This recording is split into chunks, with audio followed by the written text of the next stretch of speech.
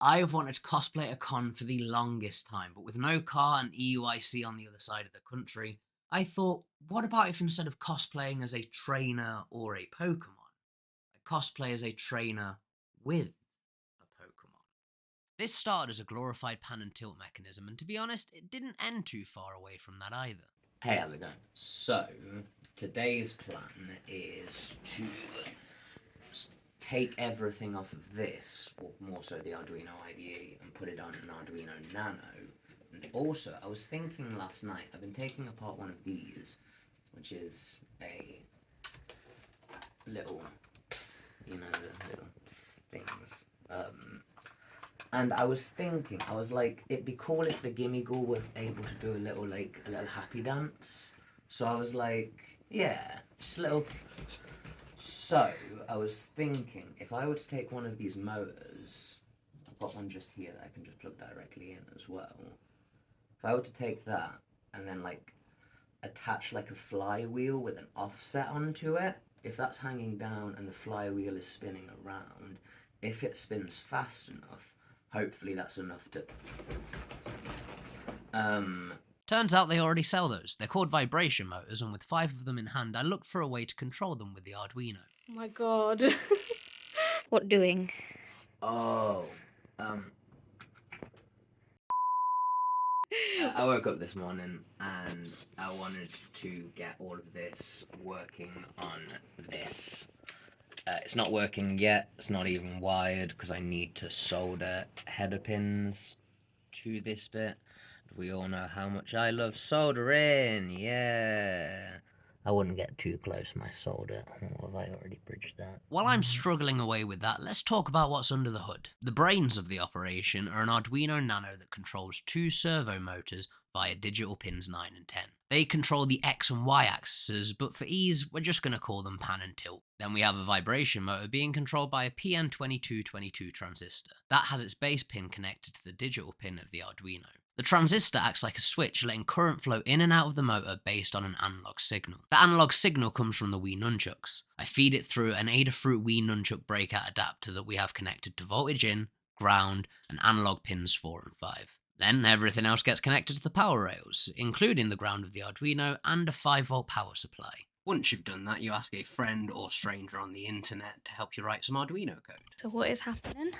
So we've got the nunchuck finally working. Turns out my dodgy soldering was so dodgy that it just didn't work. I think it was a solder bridge.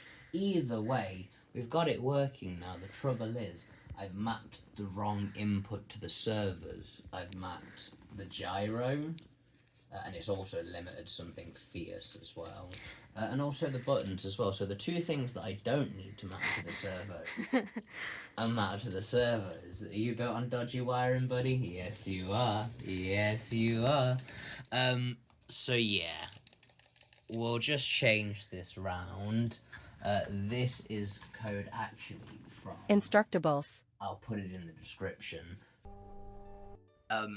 It's very janky at the moment, but we have something.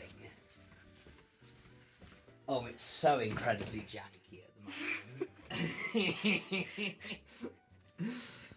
I assume this is what the guy from Five Nights at Freddy's felt like when he was making the animatronic. So we've got... You can look around now. But also...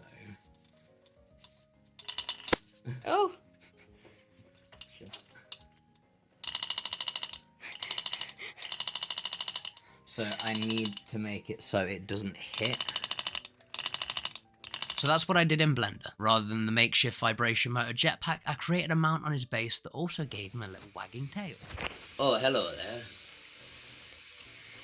So we have... I'm gonna close that to make it quieter. But we have the formations of a dude now. Like, yeah, it's gone from all of these bits here to then this to then this, and hopefully we're gonna pop that in here. But I am just so happy with him. Like, look at his eyes, just the way that they catch the light, and And yeah, I think... Ooh, I don't have his sock puppet on me, I don't think. Where, oh where is Mr. Sock? Ow! I moved everything inside the sock puppet and tested out the Gimmighoul's articulation. It occurred to me that I wouldn't be able to walk around the Excel Center cradling a breadboard, which could only mean one thing. More soldering? Yay! Because I am going to need to move this proto board, well, this breadboard onto a perma proto board. These are really useful. It's basically a breadboard kind of with everything pre-set out for you. But again, you know, the less soldering I can do, the better, realistically. It was here that everything went a bit pear-shaped. This was my first time soldering a perma proto board, and it showed. In trying to correct my earlier mistakes, I ended up desoldering one of the pads off my nunchuck breakout boards on both my boards. And I couldn't get out of my head about the pattern not looking better than my first attempt. It was also at this point that my recommended videos started filling with some incredible projects that I just couldn't help but compare myself to. So I did what I should always do when I'm overwhelmed. I went for a walk and spent some time in nature. I also touched some real grass. Then I put on some music and made this build montage.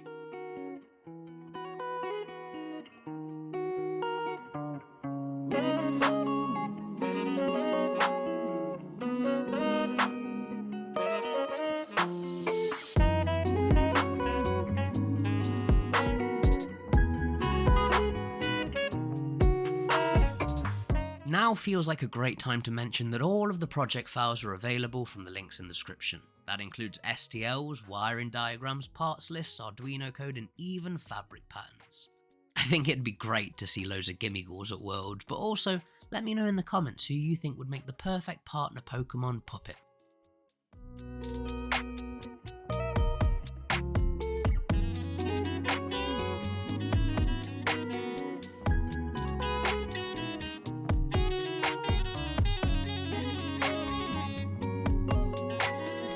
I also wanted to give away Gimmighoul coins to anyone that came to say hello. These actually have NFC chips in that link to my YouTube channel when scanned with your phone. Once everything had been assembled, it was time to get on a train and head to EUIC.